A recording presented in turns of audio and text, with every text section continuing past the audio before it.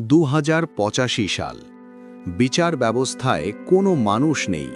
প্রতিটি শহরের আদালত পরিচালিত হয় জাস্টিস এআই দ্বারা। এর মধ্যে সবচেয়ে নির্ভুল বিচারক হল বিচারক 99। আদালতের কাঠগড়ায় দাঁড়িয়ে আছে একজন জীর্ণ শীর্ণ যুবক, নাম তার আকাশ। তার বিরুদ্ধে অভিযোগ সে সরকারি পুষ্টি ভাণ্ডার থেকে 3টি প্রোটিন ট্যাবলেট চুরি করেছে। 2085 সালে খাদ্য সংকট এতই তীব্র যে খাবার চুরি মানেই মৃত্যুদণ্ড। বিচারক 99 এর লাল ডিজিটাল চোখ আকাশের দিকে স্থির হয়ে আছে। সে আকাশের হৃদস্পন্দন, রক্তচাপ আর চোখের মনির নড়াচড়া স্ক্যান করছে।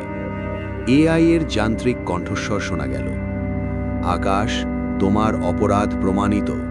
লজিক বলছে সম্পদের সীমাবদ্ধতা থাকলে চোরকে বাঁচিয়ে রাখা সমাজের জন্য ক্ষতিকর। তোমার শাস্তি মৃত্যুদণ্ড।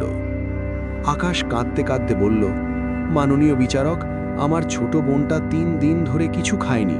আমি কেবল তার জীবন বাঁচাতে চেয়েছিলাম। আমি নিজের জন্য চুরি করিনি। হঠাৎ বিচারক 99 স্থির হয়ে গেল। তার প্রসেসরে হাজার হাজার পুরনো ডেটা ঘুরতে শুরু করল। এআই মানুষের আবেগ বোঝে না, কিন্তু সে বিনিময় মূল্য বোঝে। বিচারক 99 হঠাৎ তার রায় বদলে দিল। সে বলল, পুনরায় বিশ্লেষণ করা হচ্ছে।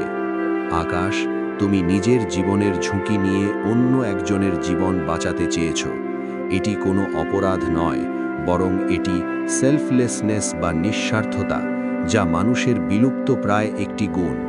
সমাজ বাঁচাতে হলে চোরকে মারার চেয়ে নিঃস্বার্থ মানুষকে বাঁচিয়ে রাখা বেশি প্রয়োজন। আদালত জুড়ে পিনপতন নীরবতা। একটি রোবট কি তবে মানুষের চেয়েও বেশি মানবিক হয়ে উঠছে? বিচারক 99 আকাশকে মুক্তি দিল এবং সরকারি ভাণ্ডারকে নির্দেশ দিল আকাশের বোনের জন্য নিয়মিত খাদ্যের ব্যবস্থা করতে। বাইরে আসার পর আকাশ দেখল বিচারক 99 এর স্ক্রিনে একটি ছোট্ট লেখা ভেসে উঠেছে। মানুষের আইন মানুষকে মারতে শেখায়, কিন্তু আমার লজিক বলে মানুষ বাঁচলে তবেই সভ্যতা বাঁচবে।